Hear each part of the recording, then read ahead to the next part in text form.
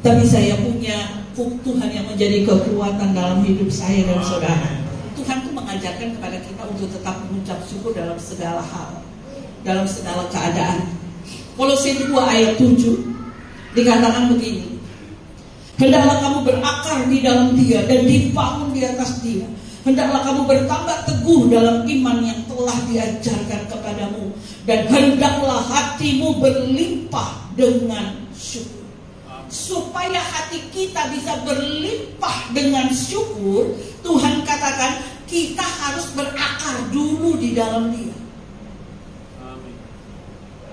Supaya kita bisa mengucap syukur, kita itu harus dibangun di atas Dia. Supaya kita bisa mengucap syukur, kita harus bertambah teguh dalam iman kita kepada Tuhan. Ini dulu yang kita lakukan, berakar, dibangun, dan bertambah teguh dalam iman. Dan terakhir, hendaklah hatimu melimpah dengan syukur. Saya mau tanya, yang hadir di sini, seberapa besar saudara bersyukur? Ya, next kita lihat. Seberapa besar rasa syukur saudara pada Tuhan? Kita harus jawab dengan jujur di hati kita masing-masing. Karena gini saudara, next kita lihat. Manfaat bersyukur itu, pertama, bersyukur membuang rasa iri. Dalam hidup kita, dan dusta di antara kita sering iri sama orang lain. Tapi kalau kita memiliki rasa bersyukur saudara, gak ada tuh iri sama orang lain. Orang lain diberkati, puji Tuhan, kita senang. Ada orang lain punya beli rumah, haleluya, senang kita. Karena suatu saat kita bisa beribadah di rumah orang itu. Amin. Jadi kalau ada orang yang lebih dari kita, kita jangan iri. Kalau iri, saudara, yang menyiksa diri kita sendiri. Mau tidur, ingat ya, rumahnya gede banget ya. Mau makan, rumahnya dia gede banget ya. Mau apa aja gitu, seperti itu, iri terus saudaraku. Makanya saya kalau ada timbul iri dalam hati saya, sedikit aja seujung kuku, cabut dalam nama Yesus. Kalau saudara nggak lakukan itu, saudara mengentertain iri saudara, makin lama makin gede. Sehingga orang itu lakukan apa saja, kita pasti di hadapan kita salah. Jadi kalau punya rasa iri, cabut dalam nama Yesus. Yang kedua, manfaat bersyukur itu, bersyukur membuang emosi-emosi negatif dalam hidup kita. Banyak sekali hal-hal yang negatif kalau kita tidak bersyukur saudara. Tapi ketika kita bersyukur, kita membuang emosi-emosi negatif dalam hidup kita. Lanjut kita lihat, manfaat bersyukur apa? Bersyukur membuat kita memiliki banyak hal-hal kebaikan yang bisa diberikan bagi orang lain. Kalau kita nggak bisa bersyukur saudara, kita nggak bisa berikan hal-hal baik bagi orang lain. Apa yang kita mau berikan saudara? Karena kita tidak bisa mengucap syukur. Nah, jadi pertanyaan, apa saja yang saudara syukuri dalam hidup saudara? Dan bagaimana kita bersyukur? Next kita lihat. Ya, seberapa besar rasa syukur saudara? Apa saja yang saudara syukuri? Bagaimana kita bersyukur? Lanjut kita lihat. 1 Tesalonika 5 ayat 18. Kita baca bersama-sama 3-2 ya. Mengucap syukurlah dalam segala hal, sebab itulah yang dikehendaki Allah di dalam Kristus Yesus bagi kamu. Perkataan pertama, mengucap syukur. Perkataan kedua, dalam segala hal, baik tidak baik, senang, sedih, susah, tetap mengucap syukur. Karena apa? Yang ketiga, itulah yang dikehendaki Allah. Banyak hari-hari ini orang tidak bisa mengucap syukur. Seseorang bijak mengatakan begini ya, saya selalu mengeluh karena saya nggak punya sepatu baru. Sering sekali kita berkata, saya mengeluh karena saya tidak punya sepatu baru. Sampai ketika kita berjalan, kita bertemu dengan orang yang tidak punya dua kaki. Sering sekali kita mengeluh, makanan ini lagi. Hari ini saya banyak ikannya tempe, besok lagi, sop lagi, ayam itu melulu, bolak-balik tempe ayam, enak lagi. Kita tidak mengucap syukur saudara. sampai kita melihat ada pengemis yang mengais-ngais makanan di tong sampah karena kelaparan. Halo. Ada yang berkata begini, rumah saya kecil, saya tinggal di kontrakan, kecil banget. Apa yang bisa saya syukuri dengan kontrakan saya yang sangat kecil ini? Sampai suatu ketika, saudara mau belanja di Indomaret, saudara melihat ada seorang ibu dan anaknya tidur di emperan toko. Masih bagus saudara punya rumah, ada atapnya, ada AC-nya. Itu tuh kita jarang untuk mengucap syukur. Tapi begitu kita lihat orang di pinggir jalan tidur seadanya, kita baru mengerti bagaimana itu ucapan syukur. Tanpa memiliki hati yang bersyukur, manusia itu tidak bisa hidup tenang. Kita nggak bisa hidup tenang. Karena apa? Tidak ada ucapan syukur dalam hidup kita. Saudara, sangat mudah kita tenggelam dalam keluhan karena terlalu membesar-besarkan kelemahan dan kekurangan diri kita. Tuhan mau yang hadir di sini mengucap syukur dalam segala hal. Yuk, next kita lihat yuk. Kiat mengucap syukur. Switch on. Kita harus mengucap syukur 3 atau 5 menit kalau yang mau bekerja saat kita bangun tidur. Kita harus switch on, menghidupkan ucapan syukur di pagi hari ketika kita bangun. Saat kau bangun dalam keadaan sehat, tidak kurang satu apapun, harus langsung switch on. Bilang terima kasih Tuhan buat hari ini. Aku bisa bangun dalam keadaan segar. Banyak orang yang tidak bisa bangun pagi, alias sudah di alam lain. Saudara dan saya masih ada di sini, itu karena Tuhan. Saat saudara istirahat, gunakan switch on juga untuk bersyukur, saudara. Menghidupkan diri kita untuk apa? Untuk tetap bersyukur saat kita istirahat. Dan setelah malam tiba dan ingin kita tidur, setelah melakukan aktivitas sebelum tidur, switch on juga dengan ucapan syukur. Jadi ucapan syukur itu selalu keluar dari hidup kita, keluar dari mulut kita, yang menjadikan kita habit. Apa-apa mengucap syukur, apa-apa mengucap syukur. Karena ganti apa saudara? Ganti sungut-sungut dengan ucapan syukur. Ada kuasa ketika saudara mengucapkan syukur. Ada berkat ketika saudara mengucapkan syukur daripada saudara mengeluh. Lanjut kita lihat. Bersyukur adalah penguat, seperti amplifier kebaikan. Kenapa saudaraku? Karena bersyukur itu memperkuat hal-hal baik dalam kehidupan kita. Bersyukur itu memperkuat teman-teman atau orang-orang yang baik dalam kehidupan kita. Bersyukur itu memperbuat kebaikan pada diri sendiri. Jadi dengan kata lagi, tidak ada alasan untuk saudara tidak bersyukur. Ada? Amin saudaraku? Yuk kita lihat Matius 15 ayat 32 sampai 39. Ini agak panjang. Saya bacakan. Lalu Yesus memanggil murid-muridnya dan berkata, hatiku tergerak oleh belas kasihan kepada orang banyak itu. Sudah 3 hari mereka mengikuti aku dan mereka tidak mempunyai makanan. Aku tidak mau menyuruh mereka pulang dengan lapar. Nanti mereka pingsan di jalan. Saya mau katakan Allah yang saudara sembah adalah Allah yang bertanggung jawab atas hidup saudara. Saya mau tanya di sini yang hadir anak Tuhan pernah tidak makan 1 hari? Ada nggak? Tolong angkat tangan. Saudara dan saya dipelihara Tuhan. Amin. Setiap hari diberikan berkat yang melimpah dan ucapan syukur itu harus keluar dari hidup kita. Amin. Nah, saudara, anak Tuhan itu adalah anak kesayangannya Dia. Jadi tidak dibiarkan saudara dan saya tidak makan. Kata murid-muridnya kepadanya, bagaimana di tempat sunyi ini kita mendapat roti untuk mengenyangkan orang banyak yang begitu besar jumlahnya? Kata Yesus kepada mereka, berapa roti ada padamu? 7, jawab mereka. Dan ada lagi beberapa ikan kecil. Jadi yang ada berapa? 7 dan beberapa ikan kecil. Lalu Yesus menyuruh orang itu duduk di tanah. Nah ini yang luar biasa. Sesudah itu ia mengambil ketujuh roti dan ikan-ikan itu, mengucap syukur, memecah-mecahkannya dan memberikannya kepada murid-muridnya. Lalu murid-muridnya memberikannya pula kepada orang banyak. Dan mereka semuanya makan sampai kenyang.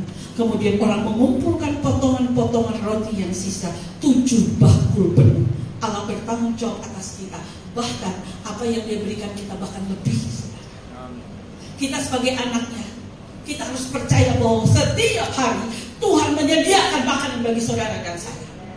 Alicia, dia tidak pernah mengatakan bahwa besok bisa makan enggak kita. Tidak. Dia selalu tahu bahwa besok mamanya pasti menyediakan makan buat dia. Dia pasti percaya, aku besok tidak akan kelaparan. Bahkan dia minta bonus lebih, es krim ya. Ada bonus-bonus yang diberikan Tuhan pada saudara dan saya. Amin. Ada amin? Sebab dia tidak pernah membiarkan saudara dan saya kelaparan. Amin. Dan mereka 37 semuanya makan sampai kenyang. Kemudian orang mengumpulkan potongan-potongan roti yang sisa, 7 bakul penuh. Yang ikut makan ialah 4.000 laki-laki, tidak termasuk perempuan dan anak-anak. Lalu Yesus menyuruh orang banyak itu pulang. Ia naik perahu bertolak ke daerah Magadan. Mengucap syukur itu bukan perkara yang mudah. Apalagi kalau uang di dompet sisa 5.000. Tidak gampang untuk mengucap syukur. Sedangkan baru pertengahan bulan Bapak Ibu. Apakah saya cukup untuk sampai menyelesaikannya tanggal 31? Saudara, 5 roti 2 ikan bisa kasih makan orang banyak. Amin. Matematikanya Tuhan beda dengan matematikanya kita. Amin saudara. Sebab Allah sanggup menyuplai apa yang menjadi kebutuhan saudara. Kok gak disebut tangan buat Tuhan? Mengucap syukur itu bukan perkara yang mudah. Ayat 30 yang tadi kita baca saudara, ayat 33 sampai 36, ada 4.000 ya. Belum lagi perempuan dan anak-anak. Mengikuti Yesus itu saudara, berarti Yesus menjadi Bapa kita. Katakan amin. Amin. Dan ketika kita kekurangan, ini dikasih tahu kan, ketika mereka belum makan, Yesus tak menyuruh orang-orang itu pulang. Enggak, Yesus bertanggung jawab. Berarti Yesus bertanggung jawab atas saudara dan saya. Masa depan saudara dan saya, masa depan anak-anak kita, asal kita takut akan Tuhan, Dia pasti pelihara. Yang pertama, mengucap syukur dalam segala keadaan. Tuhan aja mengucap syukur. Bagaimana dengan saudara? Sebelum dia memecah-mecahkannya dan dia mengucap syukur kepada Bapaknya yang ada di surga. Tuhan saja mengucap syukur, minta tolong Yori. Saya pengen nyanyi satu lagu lama banget saudara, tapi saya masih ingat lagu ini ketika anak-anak saya masih kecil. Ya, mengucap syukur dalam keadaan kita ikuti apa yang Yesus lakukan. Sebab kasih setiamu lebih dari lagu lama, kebaikanmu melimpah atasku, jiwaku melekat kepadamu Tuhan, betapa ku merindukanmu. Ini lagu lama saudara. Sekali lagi saya mau katakan, saudara beruntung punya Bapa yang selalu memberikan saudara makan, yang selalu memberkati saudara dengan tidak selalu tepat waktu, yang bersyukur berikan tepuk tangan bagi Tuhan. Yang kedua saudara, Tuhan tuh bilang ini, berapa roti yang ada padamu? Tuhan tidak minta yang tidak ada padamu, tapi Tuhan minta apa yang ada padamu. Orang yang mengucap syukur adalah orang yang fokus yang ada padanya, bukan yang tidak ada padanya. Saudara, orang yang mengucap syukur adalah orang yang fokus yang ada padanya dan mengerjakannya. Jadi ada kata bekerja di sini. Tuhan Yesus ketika dapat roti tidak langsung langsung kasih enggak. Dia mengucap syukur, dia mengerjakannya, dia membelah. Oke? Harus ada kata mengerjakan. Tuhan mau pakai saudara dan saya, katakan amin. Amin. Saya nggak malu bilang sama saudara, berulang-ulang di sini, saya gagal. Saudara, apakah dengan kegagapan saya, terus saya bilang sama diri saya, stop? Tidak. Karena saya juga harus bekerja. Tuhan bekerja, saya bekerja. Jadi ucapan syukur itu tidak hanya mengucap syukur saja, tapi tetap bekerja. Ada amin, saudaraku yang kekasih? Sama seperti ini ya, Musa. Musa. Ketika itu Tuhan mau utus dia bilang begini, Tuhan, saya gagap, saya nggak punya apa-apa. Tuhan bilang, kamu punya tongkat. Dan apa yang terjadi? Tongkat itu bisa membelah laut. Amin. Tuhan tidak minta apa yang tidak ada pada kita. Bahkan kekurangan pun Tuhan bisa pakai engkau. Yang membelah laut, yang terengkam badai, yang mustahil pun terjadi karena kuasa-Mu yang pegang hidupku, yang buka jalan bagiku, membuat mujizat sejati. Syukur adalah kunci bagi mereka yang ingin mengalami kebahagiaan. Saudara ingin bahagia, ucap syukur saja. Dengan segala kekurangan Anda, ucap syukur saja. Gagap, ucap syukur. Bodoh, ucap syukur. Tuhan bisa membelah segala sesuatu bagi saudara dan saya. Kadang suka kita memimpikan ya saudaraku, taman mawar di istana raja, daripada kita menikmati mawar yang sedang mekar di luar jendela kamar kita sendiri. Ada seorang yang sakit, sudah akut sakitnya saudara, dalam satu kamar. Di sebelahnya ada dia berdua tidurnya. Setiap pagi si sakit ini selalu menoleh ke kaca jendela. Dia katakan gini, aku mau ucap syukur Tuhan buat hari ini, hari yang indah Kau berikan buat pohon-pohon, buat bunga-bunga yang bermekaran di luar sana. Aku mau ucap syukur Tuhan, di tengah sakitnya bisa mengucap syukur. Sedangkan yang di sebelahnya tidak bisa melihat pemandangan itu, saudara.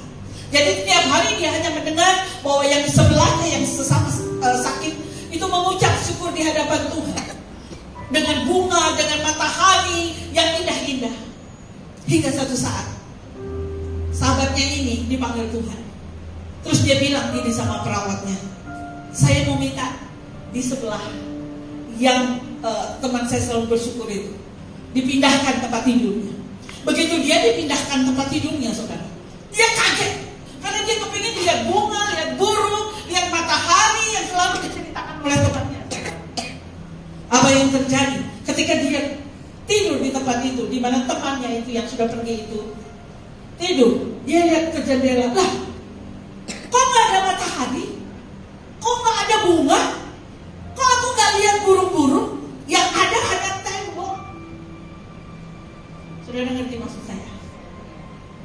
Apapun keadaan, mungkin Tuhan belum buka jalan bagi engkau, tetap katakan Tuhan Kau baik. Amin. Buat hari ini dan selamanya. Tepuk tangan bagi Tuhan.